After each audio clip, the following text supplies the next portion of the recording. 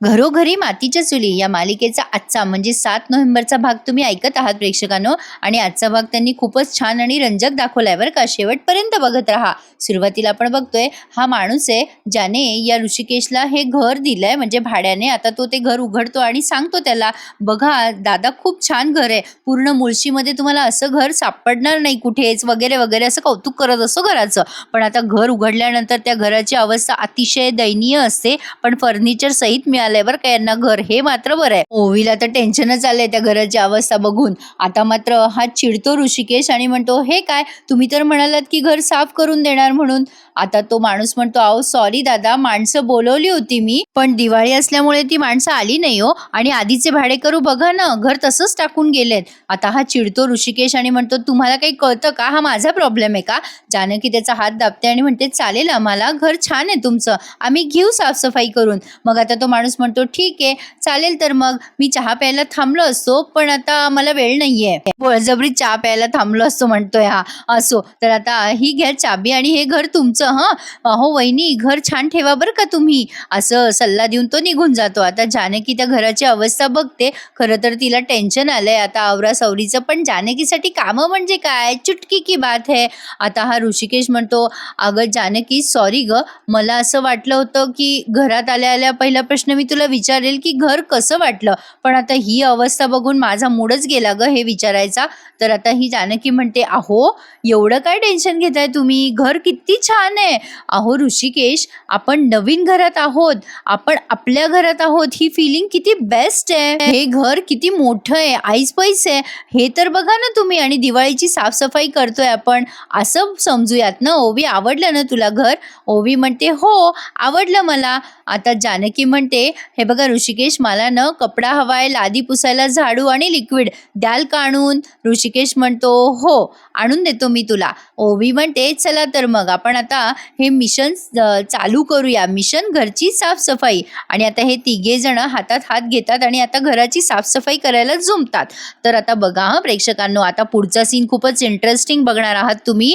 हे नाना खोलीमध्ये एकटेच पडून असतात, तेव्हा सौमित्र तिथे येतो आणि खिडक्यांवरचे पडदे बाजूला करतो. त्यामुळे नानांच्या चेहऱ्यावर ऊन आलंय.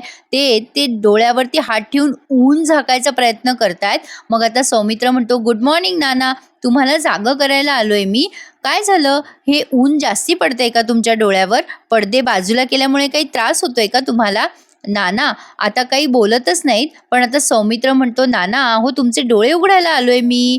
नाही कळालं ना तुम्हाला? अहो ती जानकी वहिनी एक नंबरची डबल ढोलकी बाई आहे हो, काय सांगू तुम्हाला. तुम्हाला थांबा, दाखवतो मी सगळा व्हिडिओ. असं म्हणून या सौमित्रने त्या नानांना कालच्या कुस्तीचा सगळा व्हिडिओ रेकॉर्डिंग दाखवलाय. आणि आता चष्मा राहिलेला असतो नानांचा, म्हणून चष्मा पण लावून देतो तो नानांना आणि म्हणतो, हे बघा. आता नानांनी ते सगळा व्हिडिओ बघितलाय. जानकीने त्यामध्ये नाना आणि आईंना सगळं क्रेडिट दिलंय, त्यामुळे नानांचे डोळे भरून आले तो व्हिडिओ बघताना. जानकीने काल कुस्तीमध्ये नाही का सगळं क्रेडिट आई आणि नानांमुळे आम्ही स्पर्धा जिंकलो असं सांगितलं, त्यांच्या संस्कारामुळे स्पर्धा जिंकलो असं सांगितलं ना. आता सौमित्र म्हणतो, बघा काय बाई आहे नाना, अहो एकतर आदितीने तुम्हाला ढकलून दिलं, तुमच्या खोलीत साप काय ठेवला आणि साप काय सोडला, आणि आता म्हणते की म्हणे आई नानाची पुण्याई. काय डबल ढोलकी बाई आहे ना. आई नानांचा आशीर्वाद वगैरे काही बोलते ती बाई, कशाला आशीर्वाद वगैरे द्यायचा. अहो त्या बाईला न असंच पाहिजे होतं, हीच लायकी आहे त्या बाईची. ती घरात नाही आहे ना, तेच बरं आहे. नाना सौमित्राचा हात धरत असतात आणि त्याला शांत बसायला सांगत असतात. आता सौमित्राला ते कळतं. सौमित्र म्हणतो, नाना मी नाही बोलतो हे असं मनापासून, ऐश्वर्या बोलते. आता नाना त्याचा हात सोडतात. मग सौमित्र म्हणतो, ऐश्वर्याने हे सगळं बोलून बोलून लोकांच्या मनावर बिंबवलंय की हे सगळं जानकी वहिनी करतीये. अहो नाना, या गोष्टीची सुरुवात आणि मध्य वेगळा आहे, तर शेवट असा का व्हावा नाना? अहो नाना, जानकी बहिणीबद्दल तुमच्या मनामध्ये नेमकं काय आहे? का तुम्ही असं गप्प बसला आहात? तुम्ही बोलू शकत नाहीये, पण तुमच्या डोळ्यातले अश्रू मला सगळं सांगतायत. म्हणजे तुमची साक्ष फिरवण्यात आली आहे, तीही मुद्दाम. आता नानांना कळतंय, सौमित्राला समजू लागलंय सगळं. आता सौमित्र म्हणतो, नाना पुरावे बदलले गेले ना, नाईलाज म्हणून तुम्ही असे वागलात ना. नाना हं हं हं करून त्याला उत्तर देत असतात. सौमित्र म्हणतो, मला माहित होतं नाना, तुम्ही असं कधीच करणार नाही.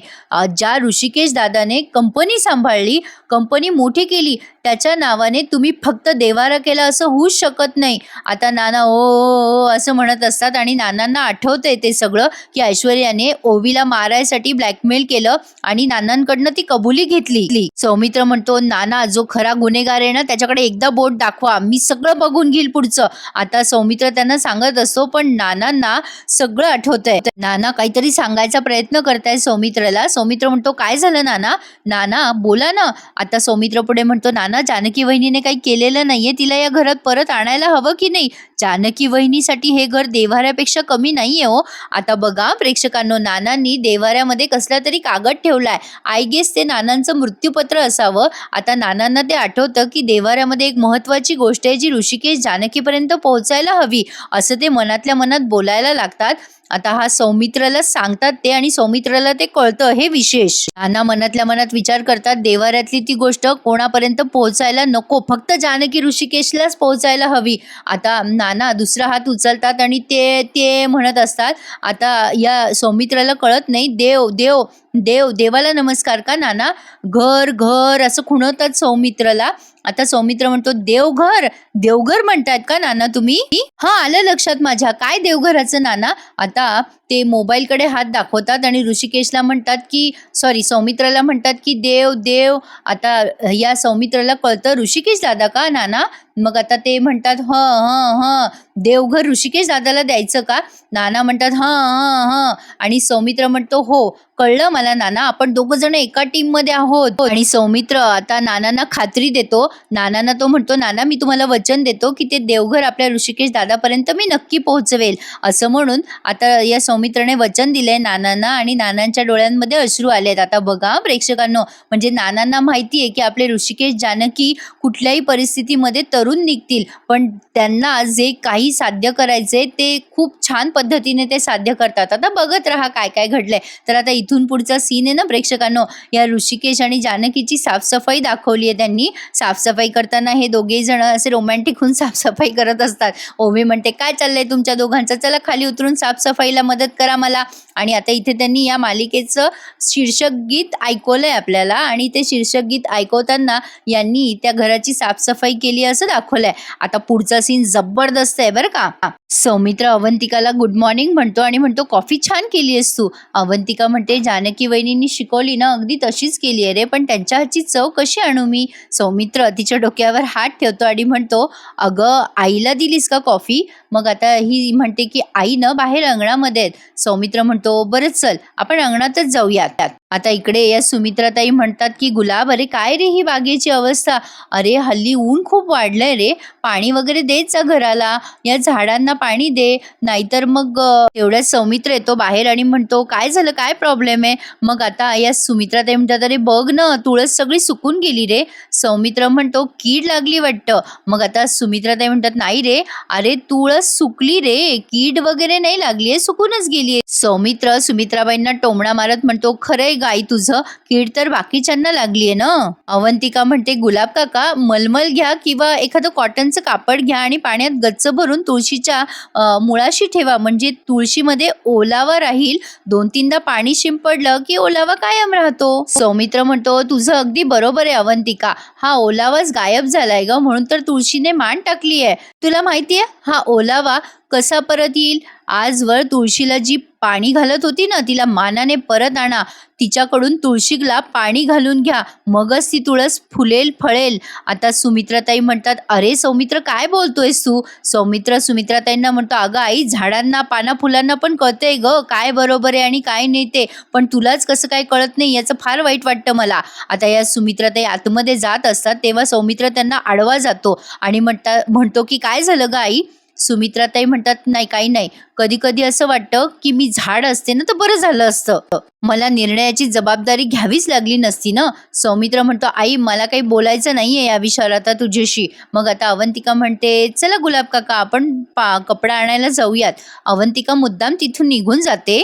सौमित्र आता सुमित्राबाईंना खूप ऐकवतो. तो म्हणतो, आई तू जानकी वहिनींना आणि ऋषिकेश दादाला बाहेर काढले ग, आणि ऐश्वर्याचं ऐकून त्या जानकी वहिनीच्या अंगावरचे दागिने सुद्धा ओरबाडून टाकलेत तुम्ही. सगळं सोनं नाणं तुम्ही सारंगच्या नावावर करणार, सगळं फार्म हाऊस शरूच्या नावावर करणार, शेती काय तर म्हणे ती माझ्या नावावर करणार, आणि माझ्या ऋषिकेश दादाचं काय? सुमित्राताई म्हणतात, नानांनी सांगितलं त्याप्रमाणे सगळ्या गोष्टी नावावर झाल्यात. आता सौमित्र म्हणतो, पण घरचा देवारा ऋषिकेश दादाच्या नावावर आहे. आता ह्या सुमित्राबाई म्हणतात, अरे सौमित्र म्हणतो, अगं आई नानांनी ती गोष्ट ऋषिकेश दादाच्या नावावर केली आहे, ती त्याला मिळालीच पाहिजे. ऋषिकेश दादाला कुलदेवतेचा आशीर्वाद तरी मिळालाच पाहिजे, निदान त्याच्या पाठीशी त्यांचे आशीर्वाद तरी राहतील.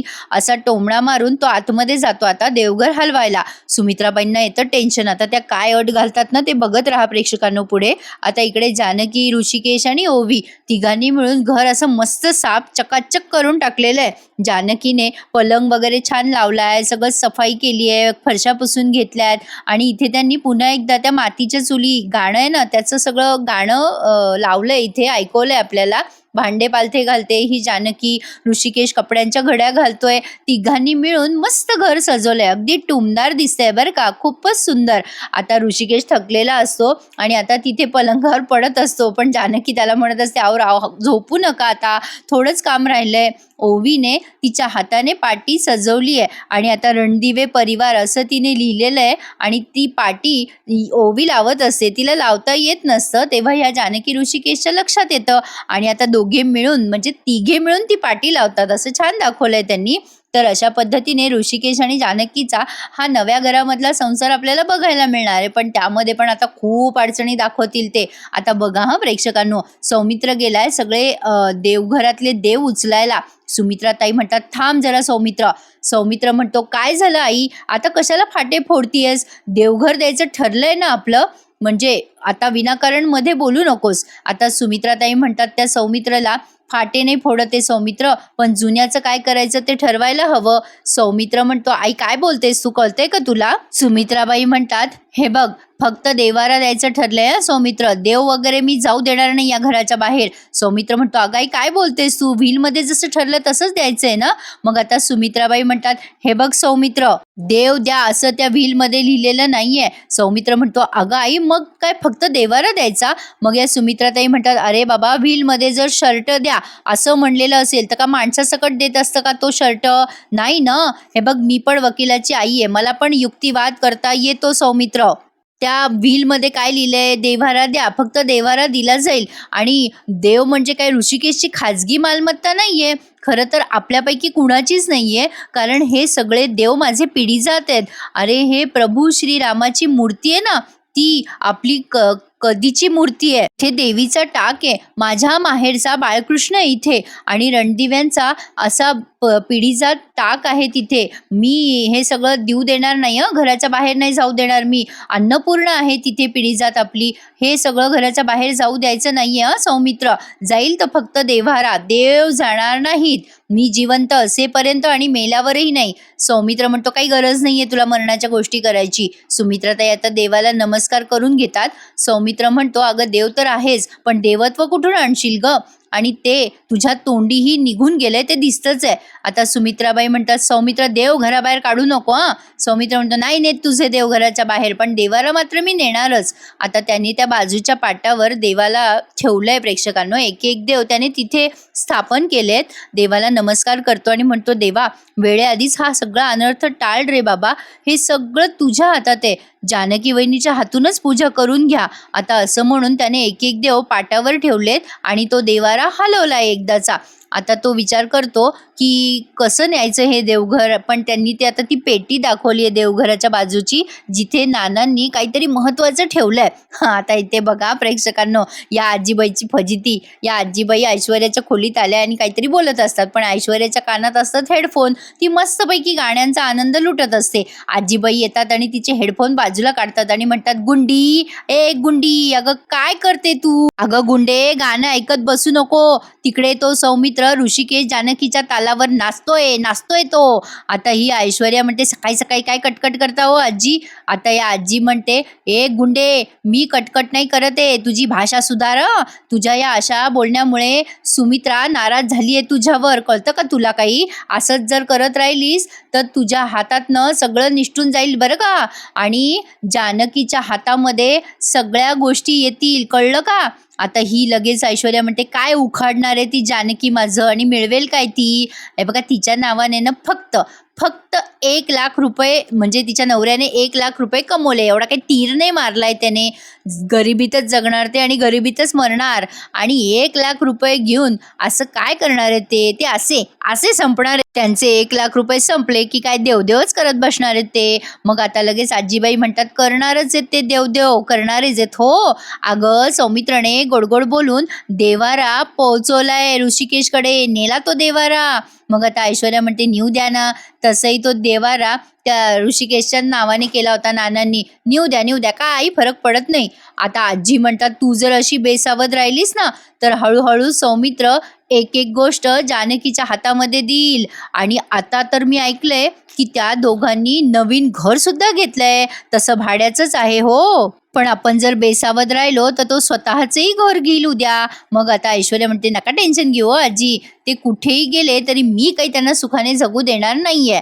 काहीही झालं तरी माझ्या हाताचे काळे ठसे त्यांच्या नवीन घरावर आणि नवीन आयुष्यावर उमटवणारच आहे मी. असं म्हणून त्या ऐश्वर्याने तिचा हात त्या भिंतीवर ठेवलाय आणि तो हात असा जास्तीच हायलाईट केलाय. असो, तर आता पुढे आपण बघतोय जानकीने छान घर लावलेलं आहे. आता ती खूप खुश असते आणि त्या सगळ्या घराला न्याहाळत असते आणि ऋषिकेशला म्हणत असते, काय ऐसपैस घर घेतलंय हो तुम्ही. आता ऋषिकेश म्हणतो, हो ना जानकी, काय छान वाटतंय ग, घर एकदम चमकलंय. मग जानकी म्हणते, पण ऋषिकेश, एका घराची म्हणजे एका वस्तूची कमतरता जाणवते देवाऱ्याची. आता ती असं बोलणार तेवढ्यात हा सौमित्र देवारा घेऊन दारात हजर. जानकीला काय भारी वाटतं तुम्हाला सांगू मी. जानकी देवाऱ्याला बघतच राहते आणि म्हणते, ऋषिकेश, अहो आपल्या घरचा देवारा आशीर्वाद म्हणून आलाय आपल्याला. ती धावतच देवाऱ्याकडे जाते आणि ऋषिकेशला आपुलकीने सांगायला जाते, अहो आपल्या घरचा देवारा बघा ना ऋषिकेश. ऋषिकेशने आता त्याची मान वळवलेली असते, तो काही त्या देवाऱ्याकडे बघत नाही आणि आता चिडतो तो आणि म्हणतो, काय गरज होती देवारा आणायची. आता जानकी म्हणते, असं का बोलताय, अहो आशीर्वाद म्हणून आला ना देवारा. मग आता ही अवंतिका ओवीजवळ जाते आणि म्हणते, काय छान नेमप्लेट लावलीस ग ओवी. मग आता सौमित्र म्हणतो, खरंच घर खूप छान लावलंय, वहिनी देवारा कुठे ठेवू. ऋषिकेश चिडतो आणि म्हणतो, कोणाला विचारून आणला असले सौमित्र तो देवारा. आणि ऋषिकेश जानकीकडे बघतोय आणि सौमित्रालाही टेन्शन आलंय आता की ऋषिकेश चिडलाय म्हणून. पण आता प्रेक्षकांनो खूप भारी दाखवलंय त्यांनी. हा भाग तर इथे संपवलाय. पण आता जानकी फराळाचं करते आणि ऋषिकेश तिला खूप मदत करतो. पण आता ही ऐश्वर्या, आईला कुठे फराळाचं येतं, ती या सुमित्राताईंना म्हणते, आपण यावर्षी फराळाचं बाहेरून आणूया का. मग आता या सुमित्राबाई म्हणतात, आजवर या घरात कधीही बाहेरून फराळ आलेला नाहीये. आता या जानकीने फराळाचं खूप सारं बनवलंय आणि बंगल्यावरती गुलाबच्या हाताने फराळ पाठवलाय. आता या गुलाबने फराळ पोहोचवलाय बंगल्यावर आणि मग गुलाब म्हणतो की खूप आवडीने खातील तुमच्या हातचा फराळ सगळेजण.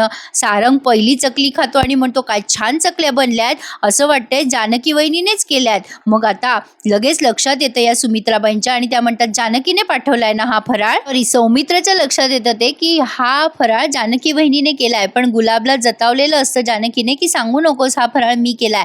तर काय वाटतं प्रेक्षकांनो, मजा येणार आहे ना पुढे बघायला. मग तुमच्या आग्रहास्तव खास मी या मालिकेचा रिव्ह्यू देते. एखादं लाईक करायला प्लीज विसरू नका. ज्यांनी कोणी चॅनल नसेल सबस्क्राईब केले त्यांनी चॅनलला नक्की सबस्क्राईब करा. घरोघरी मातीच्या चुली या मालिकेच्या डेली रिव्ह्यूसाठी आणि खऱ्या रिव्ह्यूसाठी आपल्या चॅनलला नक्की सबस्क्राईब करा. आणि कसा वाटला आजचा भाग मला कमेंट करून नक्की कळवा. तुमच्या कमेंटची मी वाट बघेल. भेटूयात उद्या सकाळी पुन्हा एकदा नवीन रिव्ह्यू सहित. तोपर्यंत धन्यवाद.